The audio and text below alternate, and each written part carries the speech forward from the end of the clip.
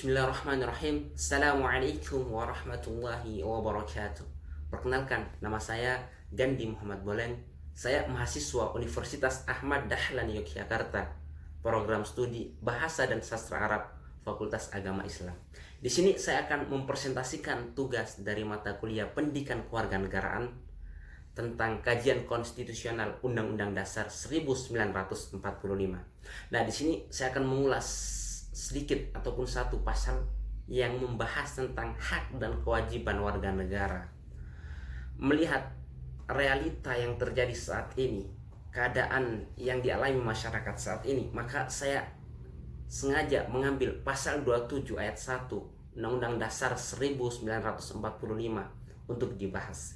Nah, adapun bunyi dari pasal 27 ayat 1 tersebut ialah segala warga negara bersamaan kedudukannya di dalam hukum dan pemerintahan dan wajib menjunjung hukum dan pemerintahan dengan tidak ada kecualinya.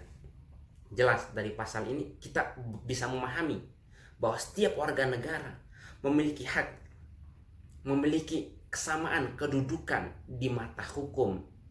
Tidak ada perbedaan antara orang berwarna kulit putih ataupun orang berwarna kulit hitam. Tidak ada perbedaan antara orang yang memiliki kedudukan ataupun jabatan strategis sama rakyat jelata yang tidak memiliki kedudukan jabatan yang strategis. Nah, kemudian yang kedua ialah apa upaya yang dilakukan dalam menerapkan pasal tersebut. Tentu perlu kita lihat dan kita apresiasi. Ada upaya dari para penegak hukum, aparat penegak hukum, pemerintah untuk menegakkan hukum kepada setiap warga negara yang terbukti melanggar aturan yang telah resmi ditetapkan tanpa membedakan, tanpa memandang ras, suku, budaya ataupun kedudukan. Berkaitan dengan itu dikutip ataupun dimuat di dalam laman detik.com tentang kasus yang sempat viral pada tahun 2018 lalu, ialah kasus yang menjerat ketua DPR Dewan Perwakilan Rakyat dan juga ketua fraksi Golkar ketika itu, Setia Novanto, yang divonis 15 tahun penjara dan denda 500 juta, subsidi 3 bulan kurungan karena mengintervensi proses penganggaran serta pengadaan barang dan jasa dalam proyek IKTP. Nah, dari kasus ini kita dapat menyimpulkan bahwa ada langkah konkret, ada upaya, ada keseriusan dari aparat penegak hukum untuk menegakkan hukum kepada setiap warga negara yang terbukti melakukan kesalahan, yang terbukti melanggar aturan yang ada. Patut kita apresiasi. Namun dalam perjalanannya mungkin ada perdebatan, ada pro dan kontra tentang hukum belum berlaku adil, sah-sah saja. Namun ini suatu upaya dari pemerintah yang patut kita apresiasi. Kemudian yang ketiga ialah apa yang belum dilakukan dalam penerapan pasal tersebut. Tentu melihat realita yang terjadi saat ini, kekacauan beragam yang terjadi di masyarakat kita. Menurut pribadi saya, hukum belum berlaku adil kepada seluruh warga negara, atau yang kita ketahui dengan istilah hukum di Indonesia itu tumpul ke atas namun sangatlah tajam ke bawah. Seringkali terjadi, seringkali hukum, seringkali yang melanggar itu apabila warga yang tidak memiliki harta melimpah, jabatan strategis, sangat cepat proses pengadilannya. Dan seringkali juga hukum itu hukuman yang didapatkan oleh korban tersebut tidak setimpal dengan pelanggaran yang ia lakukan. Seharusnya pelanggaran ringan dikasih hukuman yang berat. Itu bisa kita buktikan dengan beberapa berita yang dimuat di dalam surat-surat kabar. Namun apabila yang melanggar memiliki kedudukan strategis, jabatan yang tinggi, uang melimpah, hukum itu sangat mudah untuk dibeli menurut tuduhan serius saya. Dan begitu realita yang kita lihat dari berita-berita yang diberitakan oleh berbagai macam surat kabar hari ini. Dan seringkali juga hukum itu diperlambat, dianulir sehingga sampai dilupakan oleh masyarakat luas. Nah, berkaitan dengan ini kita perlu ketahui ada bukti dimuat di dalam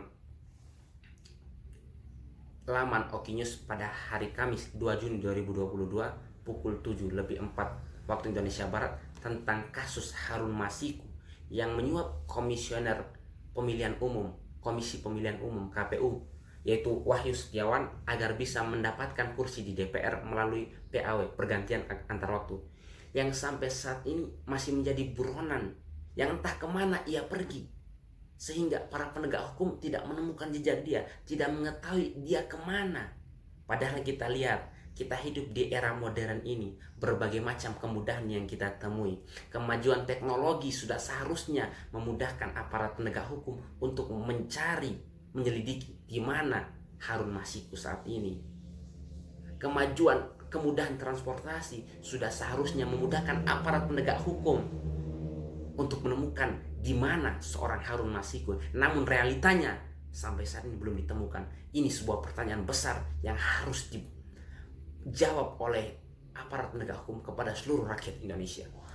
Contoh lain dimuat resmi dalam laman ICW pada tanggal 29 Juli 2021 pukul 09.27 waktu Indonesia Barat, yang memuat kasus korupsi bantuan sosial yang dilakukan oleh Menteri Sosial ketika itu, Juliari Batubara, Menteri Sosial Republik Indonesia, di tengah terpuruknya ekonomi kita, wabah COVID-19 yang menimpa negeri ini, yang menuntut kita untuk terus berjuang melanjutkan hidup di masa-masa sulit tersebut.